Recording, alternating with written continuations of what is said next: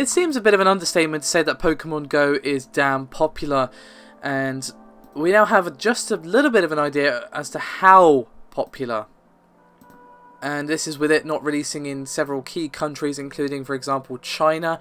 But that still hasn't stopped the app from hitting a key milestone, as according to Sensor Tower store intelligence data, the app has surpassed $160 million in worldwide net revenue on both the App Store and Google Play. Now, if you're a fan of this game or at all on social media recently, you probably heard about the recent update, which has been receiving a lot of criticism from fans.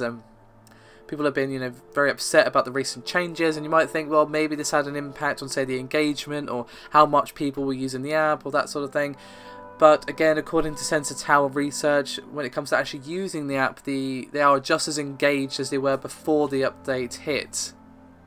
What's also interesting is that despite the negativity, the time spent on the app hasn't actually changed, and the negativity is not just like a couple of posts, it is actually pretty resounding. For example, on the US App Store, 62% of ratings for the game post-update have been unfavourable, which is 2 or less stars. 51% of ratings are 1 star, and in Japan, which of course is Pokemon's home territory, the update has been met with 82% negative sentiment, with nearly 75% of all ratings at 1 star. Despite this, however, and despite all the kerfuffle on social media and everything like that, average daily use, words, my lord, I'm so sorry, for the past 3 days has actually increased to about 26 minutes. Now, that isn't to say that, die-hard fans or some people haven't been turned off by the removal of these key features and the changes that have been made.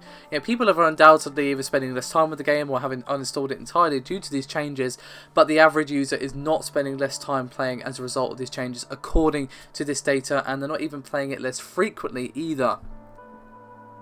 Now, while all these figures are very positive despite the negativity around the recent update, they're showing good engagement, time spent is increased, they are opened still regularly.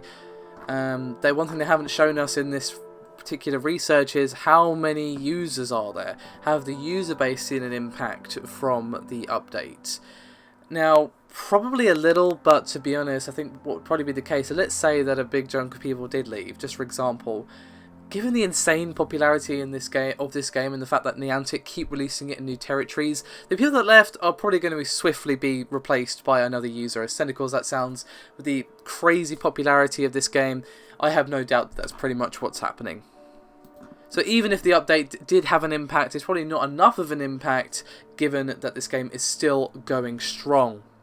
Now, whether or not that holds up over time is going to be something very different entirely. What we might see is a decline over time thanks to the update, thanks to the word spreading about the changes and just general negativity growing, and perhaps people even getting bored with the app just in general because, well, the app itself is not very good, to be honest. I uninstalled it shortly after installing it. I can see why it's so popular, but didn't really enjoy it myself. And perhaps, some people are going to agree with me, perhaps not. I don't really think it's going to peak at some point, and the numbers are either going to stay flat or start to decrease, either because of the update or because not of the update.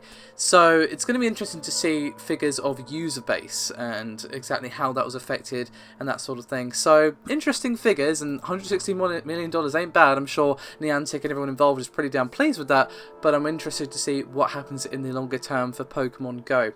I'd love to hear your thoughts and opinions as always, guys, so thank you very much for watching, and I'll see you next time.